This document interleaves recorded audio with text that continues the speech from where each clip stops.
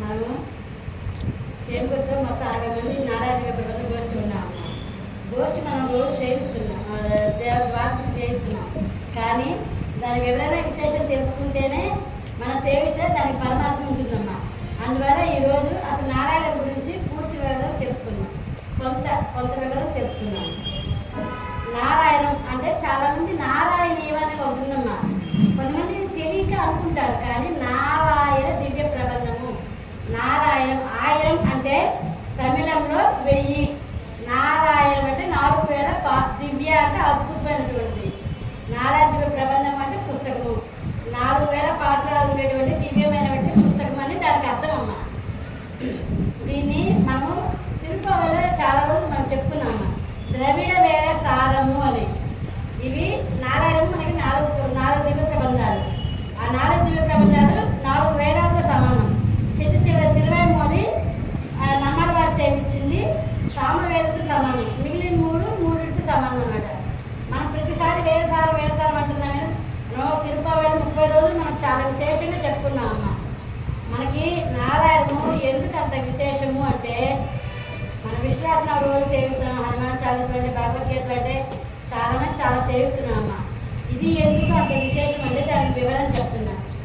మన విశ్వాసం సేవించే వాళ్ళు దేశంలో కొన్ని కోట్ల మంది ఉన్నారా లేదా, కానీ నారాయణ వివరణను సేవించే వాళ్ళు లక్షల్లో మాత్రమే ఉన్నారా లేదా, కోటి ఎక్కడ లక్ష ఎక్కడ అంటే అది చాలా మందికి తెలుసు. కానీ మన అదృష్టం, మన పూర్వజన్మ సుకృతం, ఎన్నో జన్మల అదృష్టము మనం తెలుసుకొని సేవించగలగడానికి మనకి అదృష్టం కలిగింది. మా నాన్నమ్మ గారు మనకి నేర్పించడము, మనం గోష్ఠికి ఏర్పడము, సేవించడము. మనము వేద సేవించే వాళ్ళు మళ్ళా రవికుమార్ గురువు గారు వచ్చారమ్మా. స్వామి చెప్తున్నారు, వేదం సేవించే వాళ్ళు తిరుపతిలో ఉన్నారు కదమ్మా మఠంలో. అక్కడికి వెళ్ళినప్పుడంటే వారు కూడా 10-12 సంవత్సరాలు తమ వేదం నేర్చుకునేవారు.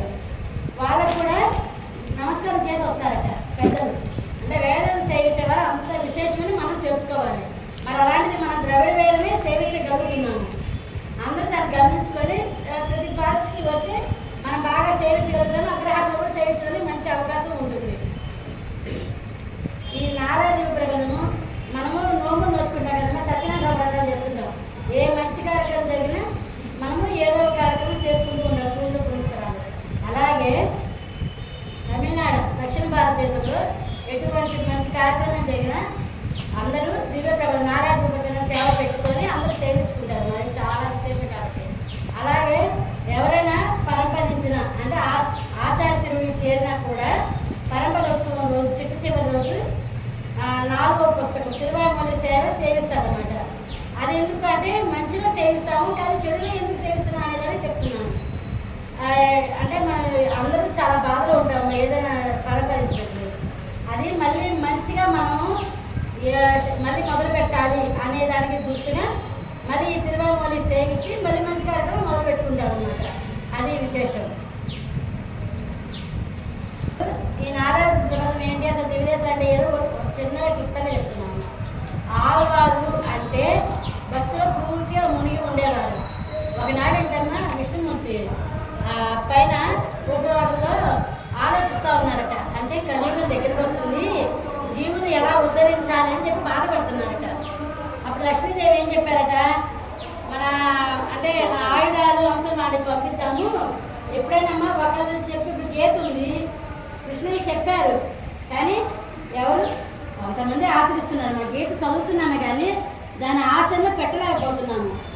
అలాగే అందుకని నారాయణ దేవ ప్రబంధము అంటే ఆళ్వారుతోటి అంటే వారి ఆయుధాలమ్మ ఎన్ని శంకు, చక్ర, గద, సారంగము, విశ్వక్సేనులు, లక్ష్మీదేవి, గరుడాల వారు, శేషపాంపు వీరందరూ అంశాలుగా ఆళ్వారు వచ్చారమ్మ. వారందరూ అంటే స్వామి చెప్పారట. చెప్తే వారంటే ఆమె వెళ్ళిపోయేసి కామక్రోధ మోమాత్సర్యాలని వాటిని నేను అందరు సంహరించేది వస్తా ఉన్నారంట. అప్పుడు చెప్పారంట స్వామి, పాత రోజులు అంటే ఇప్పుడు కలియుగకి ముందు యుగాల్లో ఒక్కొక్కరికి ఒక్కొక్క దుర్గుణం అనేది ఉండేది. ఈ కామక్రోధ మోమాత్సర్యాల్లో ఏంటి, దుర్యోధనుడు ఉన్నారు అహంకారం, రావణాసుడు ఉన్నాడు కామం, అలాగే శకుని ఉన్నాడు ద్వేషం, ద్రోహం. అలా ఒక్కొక్కరికి ఒకటి మాత్రమే ఉన్నది. ఆల్వారు చెప్పారట. ఇప్పుడు ఇలా సంహరించుకుంటా పోతే కలియుగంలో ఒక్కరు కూడా బతకదు.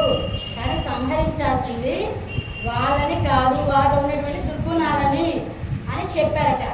ఈ ఆడవాళ్ళు అందరూ మనలాగే మానవ జన్మ తీసుకొని వారికి ఏ శక్తులు లేవమ్మా, ఎంతో కష్టపడి సనాతన ధర్మాన్ని జనాన్ని ఉద్యోగం చేయడానికి పుట్టారు. ఆడవాళ్ళు 108 దివ్య దేశాల్లో వారిని కీర్తిస్తూ వారిని పొగుడుతూ రకరకాలుగా సేవించారు. ఆ సేవించిన దివ్య దేశాలు 106 దివ్య దేశాలు, ఒకటి వైకుంఠం, ఒకటి పాలకట్టు అన్నమాట. ఈ 108 దివ్య దేశాలు చాలా చాలా విశేషమైనటువంటి జీవితం. ఒక్కసారిగా అవకాశం ఉంటే మనం మామూలు గుడి చూడడం ఎంతో విశేషం. అలాంటి ఆలవారు సేవించిన దివ్య దేశాలు సేవించడం చాలా చాలా విశేషమైనటువంటిది అన్నమాట. ఇది ఎందుకు విశేషం ఇంకా చెప్పా కదా. భగవద్గీతమ్మ ఎవరెవరు చెప్పారు? కృష్ణుగా అర్జునుడికి మాత్రమే ఉపదేశించాడు. అలాగే లవకుశులు రాముల వారు చెప్పారు, రామాయణం సేవించారు. ఇంకా అంటే ఒకరు మాత్రం సేవించారు. మనం తిరుపతిలో చాలాసార్లు చెప్పుకున్నాం, ఏదైనా అమ్మవారి సమేత ఈడు వ్యాఖ్యానంతో సేవిస్తేనే విశేషము. మనం ఎప్పుడు భగవంతుడు స్వామి ఒకనే కాదు, అమ్మ ద్వారా వెళ్తేనే మనకి చాలా విశేషం అని చాలాసార్లు చెప్పామమ్మా. అలాగే శ్రీరంగంలో మనవాళ్ళ మాముని శ్రీరంగం కోవెల్లో 1 సంవత్సరం పాటు తిరువాయిమూలి సేవ ఈడు వ్యాఖ్యానం చెప్పారమ్మా. ఆ సేవని శ్రీరంగనాథ ఉభయనాంశయాలతో సేవించారంటమ్మా. అందుకు ఇది చాలా విశేషం అంట. ఎప్పుడైనా మనము ఒక్కరు సేవిస్తే కాదు, మన భర్తతో కూడి సేవిస్తేనే దాని విశేషము. మనతో కూడా వాళ్ళు కూడా తెలుసుకుంటేనమ్మా దాన్ని బట్టి ఆచరణ అనేది ఎవరైనా చేయగలుగుతారు. అలాగే మన పిల్లలకు కూడా మనం చెప్పుకోగలుగుతాము. అంటే ఇది ఒక్కరే సేవిస్తే దాని విశేషం అనేది ఉంటుంది. ఇప్పుడు కొంతమంది భర్త సహకరించకపోవచ్చు. అవకాశంలో మనం ప్రయత్నం చేసి వదిలేయడం వరకే. మనం చెప్పాలి, ఏదైనా ఈడు వ్యాఖ్యానంతో కూడితేనే దాని విశేషం అనేది చాలా అందంగా ఉంటుంది అని తెలియచేయడమే నాలాది దివ్యప్రబంధం మెయిన్ విశేషం అన్నమాట. ఆ నాలాది దివ్యప్రబంధం అమ్మ ఇవన్నీ నమ్మాలి వారు కలియుగం ప్రారంభంలో 43 రోజులు అలా పుట్టారు. నమ్మాలి వారు 32 సంవత్సరాలకి ఆచార్య తిరుమల చేరారు. ఆచార్య తిరుమల అంటే పరమ అర్థం అమ్మ. అంటే మనం ఎప్పుడు చెప్పుకోలేదని చెప్తున్నాను. నమ్మాలి వారు గారు 32 సంవత్సరాలు ఆచార్య తిరుమల చేరారు. 32 సంవత్సరాలు. కానీ మన ఈ నారాయణమూర్తి వచ్చిన తర్వాత 500 సంవత్సరాలు మాత్రమే ఉన్నాయి. ఎందుకు అంటే శైవ మత ప్రచారాలు, యుద్ధాలు, ముస్లిమ్స్ మన శ్రీరంగం మీద ఎన్నోసార్లు దండయాత్ర చేశారమ్మా. దానివల్ల కొంత దాచిపెట్టడము, కొన్ని సముద్రంలో పారేశారు, కొన్ని కాల్ చేశారు, రకరకాలుగా. అది ఎలా కనుమరుగైపోయినాయి కూడా ఎవరికి తెలియదమ్మా. 500 సంవత్సరాలకి అన్ని కనుమరుగైపోయినాయి. కనుమరుగైపోతే మనము నాలెడ్జ్ నేర్చుకోవడం కాదు, దానికి అసలు మెయిన్ ఎవరు బేసిక్ అనేది మనం కొంచెం తెలుసుకోవాలి. నాలెడ్జ్ నాదమునులమ్మ. మన నాదం ఇప్పుడు సేవించగలుగుతున్నాము అంటే అది నాదమునుల వారి కృప. ఎలాగంటే నేను చెప్పాను 500 సంవత్సరాలకి మొత్తం ఎటు కనుమరుగైపోయి కూడా ఎవరికి తెలియదమ్మా. నాదమునుల వారు ఏం చేశారంటే ఒకనాడు నాదమునుల వారికి ఉత్తర భారతదేశం నుంచి కొంతమంది ఆచార్యులు వచ్చారు. వచ్చి ఇక్కడ గుడిలో 10 పాసరాలు సేవించారమ్మా. తిరువాయిమూలి పుస్తకంలో 4వ పుస్తకంలో ఆరావముదే అనే ఒక పాసరా సేవిస్తున్నారు. దాని తమిళంలో ఏమంటారంటే అత్యప్యమృత రూపాయ అంటే అమృత రూపాయ, అత్యుత్తమ రూపాయ. అంటే దీనికి విశేషం చెప్పుకుంటే ఒక రోజైనా సరిపోదమ్మా. పెద్దవాళ్ళు చెప్పిన మాట. అంటే ఆరావముదే అనే పేరుకి అత్యుత్తమృత రూపాయ అని సంస్కృతం అన్నమాట. అప్పుడు వారు అన్నారు, ఎంతో విశేషంగా చెప్పారు ఈ వాక్యము, ఇవి ఎక్కడి అని చెప్పి అడిగారు మా నారదుని అడిగితే వారు ఏం చెప్పారంటే ఇవి ఎక్కడియో మాకు తెలియదు, ఈ నాలాది దివ్య ప్రబంధము దాంట్లో 10 పాసరాలు మాత్రం మా దగ్గర ఉన్నాయి, ఇంకెక్కడనే మాకు ఎవరికి తెలియదు అన్నారు. వెంటనే మీరు చాలా ఎంక్వైరీలు ఏది తెలియదు దాని గురించి విచారించాలి ఎక్కడున్నాయి ఏందని. అంటే వారికి ఆచార్యులు అంటే అలాగే ఆచార్యులు అంటే ఆచరించి చెప్పేవాళ్ళు. వాళ్ళు ఎంతో చాలా వెతికి ఎంత ఎంక్వైరీ చేసి ఎక్కడ తెలియలేకపోతే అప్పుడు ఏం చెప్పారంటే వాళ్ళు ఇవి ఆలవారి తిరునగిరిలో నమ్మాలి వారి పుట్టిన ప్రదేశం అన్నారు. నమ్మాలి వారు పుట్టిన ప్రదేశం, అక్కడికి వెళ్ళండి, అక్కడ తిరువాయిమూలి 1000 పాసరాలు మీకు ఉండవచ్చును, ప్రయత్నం చేయండి అని చెప్పారమ్మా. వెంటనే అంటే ఇప్పుడంటే బస్సులు ఉన్నాయి, ట్రైన్లు ఉన్నాయి, అలా వెళ్ళిపోతాం. కానీ అప్పుడు వీరు ఆలవారి తిరునకి వెంటనే పయనమయ్యి వెళ్ళాక అక్కడ కూడా చాలా ఎంక్వైరీ చేసి చాలా కనుక్కున్నారమ్మా. కనుక్కుని ఎక్కడ దొరకలేదు నారాయణ. అప్పుడు అప్పుడు ఏం చెప్పారంటే మొదటి కవి వంశస్థులు పరాంకుశదాసులు వాళ్ళు ఏం చెప్పారంటే మీకు ఒక మార్గం ఉన్నది, ఇవి లేవు కాబట్టి ఒక చిన్న మార్గం ఉంది అన్నారు. చెప్పండి స్వామి అన్నారు. వారు ఏం చెప్పారంటే కన్నీని సిరుతాము, మనకందరికి తెలుసు కదా కన్నీని సిరుతాము 11 పాసాలు. ఆ 11 పాసాలు 12,000 సార్లు సేవిస్తే నమ్మాలి వారే మీతో మాట్లాడతారు అని చెప్పారంటమ్మా. సరే చూద్దాం, మనం ప్రయత్నం చేద్దామని ఎన్నో నెలలు కష్టపడి నాదములు సేవించారమ్మా. సేవిస్తే ఆయన చింత చెట్టు కింద మనకి నమ్మవారు కదా, తర్వాత చెప్పుకున్నాము. చింత చెట్టు కదా ఆయన సేవించారు. సేవిస్తే స్వామి మాట్లాడి నేను నేరుగా చెప్పలేను, మీరు విగ్రహాలకి మూడవరి కాకుండా మనకి ఉత్సవాలు అట్లా ఉంటారు కదమ్మా, అక్కడికి వెళ్ళండి, అక్కడికి వెళ్ళి కూర్చోండి. ఒక అంటే తెరగుడ్డ ఏమన్నా తెరగుడ్డ వేసుకుంటే నేను మీకు చెప్తాను, మొత్తం మీరు రాసుకోండి అని చెప్పారంటమ్మా. అలాగని వీరి భక్తికి మెచ్చి 4,000 పాసురాలు మొత్తం సమర్పించారన్నమాట. అన్నీ వీరు రాసుకున్నారు. వీరు రాసుకోబట్టే 4 మనకి ఇచ్చారన్నమాట. అలాగే ఈ పాసురాలో ఒక పాసురం చెప్పారమ్మా, కలియుం కెండుం కండ్రు కొమ్మీన్ అన్నారు. అంటే కలి మలినం తుడిచే స్వామి ఆయనంట. ఈ మాట చెప్పారు కదా స్వామి, దానికి అర్థం ఏంటి అని అడిగారట.